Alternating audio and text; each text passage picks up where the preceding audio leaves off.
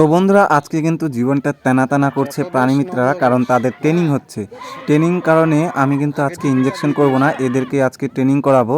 আর ছাগলকে দেখো, ইঞ্জেকশন করা মাত্রই কিন্তু ছাগল ভীষণ লাফালাফি করছে, কারণ এটা খুবই জ্বালাতন করে এই ইঞ্জেকশন দিলে, সেই কারণে কিন্তু খুবই লাফালাফি করে। অনেকে কিন্তু ভয় পেয়ে যায়, অনেক মালিকেই কিন্তু ভয় পেয়ে যায় শেষে, যে আমার ছাগলের কি না কি হয়ে গেল। তো কোনো টেনশন নেই, এই ইঞ্জেকশন দিলে একটু জ্বালাতন করে। আর এই পাঁঠাগুলো কিন্তু বিশাল বড় বড় করে চাপানো হয়েছিল, সেই কারণে কিন্তু আমাকে বলছে যে তোর কারণে কিন্তু এই পাঁঠার মতোই থেকে গেল, খাসি কিন্তু হলো না। কিন্তু দেখো, তেনা তেনা করতে গেলে ছোট বয়সে করতে হয়, 3 মাস বয়সে।